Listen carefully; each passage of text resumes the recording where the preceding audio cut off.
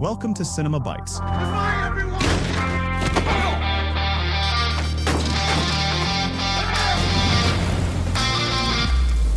Your go-to for movie recaps in a flash. Big twists, epic moments, all in just minutes. Our story Beverly Hills Ninja begins in a Japanese ninja school. When the students were training on the beach, by chance Master Zumo spotted a strange box that someone was selling. So he decided to open it and was surprised to find a lonely American child inside. He decided to raise him as his own son and named him Haru. After many years, Haru grew up and trained with the ninjas every day. But he became very overweight and couldn't fight, to the point that he always caused big problems because of his bad physical condition. No matter how much his friend Gobi tried to help him improve his skills, he failed because Haru was lazy. One day, the final exam at the ninja school began. Gobi managed to carry a pot of boiling water to pass the test skillfully, but when Haru tried to carry the pot, he spilled water on all the attendees and caused chaos. The master asked to speak with Gobi privately to ask him about Haru. Gobi said that Haru had an old heart, but unfortunately his physical condition was bad because he was overweight. The next morning, the master revealed to every ninja student a secret technique that allows them to communicate telepathically. But as soon as Haru tried it, he fell to the ground and failed as usual. So the master ignored him and started handing out gold medals to the students who graduated from the school. After the master gave Gobi and the other students their medals, he told Haru that he was still weak and needed to keep training. He also made him watch over the ninja school alone because Gobi and the graduates were going on a secret mission. Haru obeyed without hesitation because he was a good guy.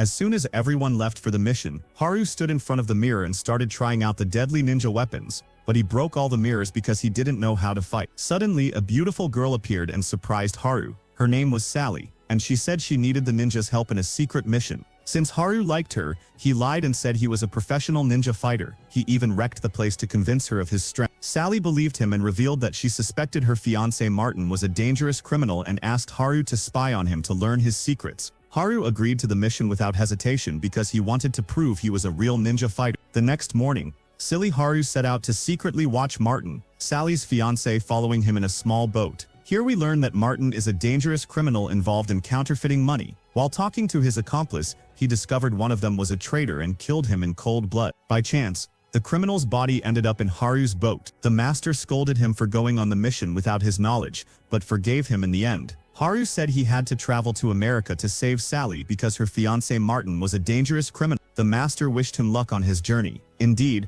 the next morning, Haru said goodbye to all his friends, including Gobi, and thanked the master for raising him like his own son. The master wished him luck and gave him a large amount of gold but as soon as Haru left, Master Zumo ordered Gobi to travel to America as well to secretly watch over Haru and make sure he was okay, since he was weak and might hurt himself. As soon as Haru entered the airport, he had to hand over all his ninja weapons at the gate. After many hours, he arrived in Beverly Hills, America, where Sally lived. All the while, his friend Gobi was secretly following him to protect him from danger. Upon arriving at his destination, Haru went to the hotel where Sally had asked him to meet her, but the servant refused to let him in because all the rooms were booked. Haru gave him the gold he got from Master Zoom. Here we meet a young man named Washington, a simple worker who was carrying Haru's bag. When he saw Haru searching the place strangely, he asked what he did for a living. Haru said he was a professional ninja, and started showing off his skills with deadly weapons. Washington said he was weak and had been bullied all his life, and asked Haru to train him in fighting. In the end, Haru agreed and decided to become his teacher. After that, the two went to a clothing store downtown, because Haru wanted to change from Japanese clothes to American clothes, so he wouldn't stand out.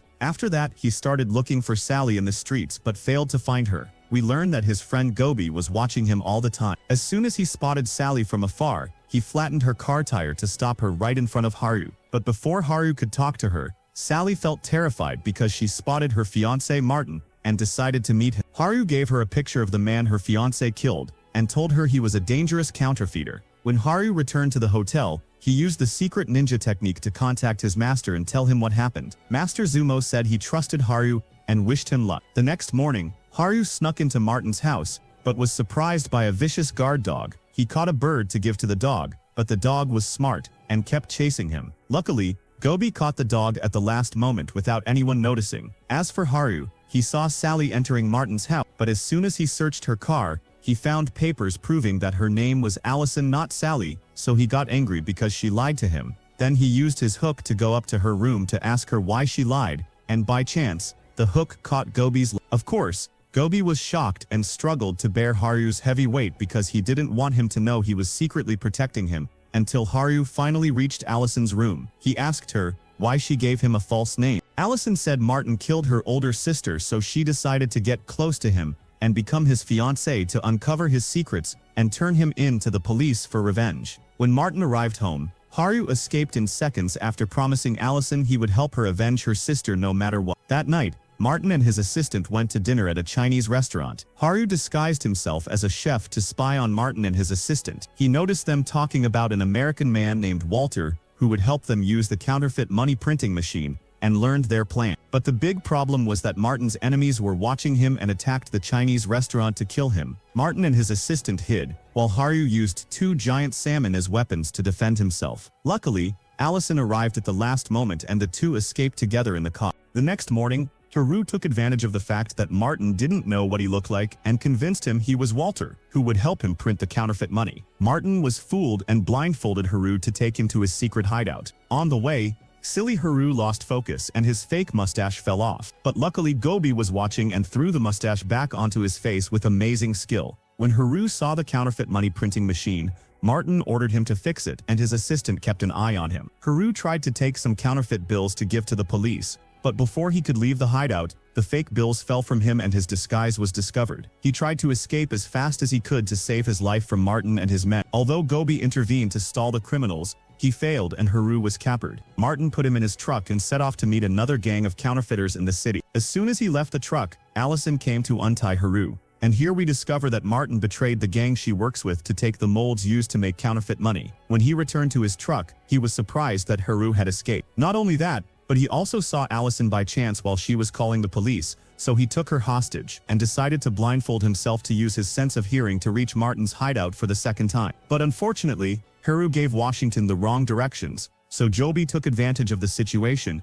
knocked Washington unconscious, and then Haru reached Martin's secret hideout. At first, Haru tried to enter through the gate but was surprised by a fierce dog, so he climbed to the top of a nearby tree and used his heavy weight to shake the tree violently until he jumped inside Martin's hideout, landing on a moving cart. Unfortunately, the cart took Haru right in front of Martin, who mocked him and ordered Koba to finish him off mercilessly. Just as Koba surrounded Haru from all sides, suddenly Gobi appeared and prepared for battle. At the start of the fight, Gobi took down the criminals one by one because he's a skilled ninja master, proficient in karate and kung fu. As for Haru, the fool, he kept hitting him by mistake the whole time, but in the end, he focused and managed to defeat a large part of his enemy. Gobi then told him to go save Allison from Martin, while he would handle the criminals alone. Indeed, Haru rushed to save Allison and broke down the walls of the room where she was held, but discovered that Martin had placed a bomb next to her. Before they could escape, they noticed that Gobi was surrounded by the criminals, and they were about to kill him. Haru ran to help, using his heavy weight to slow them down. When Haru got angry because his dear friend Gobi was about to die before his eyes,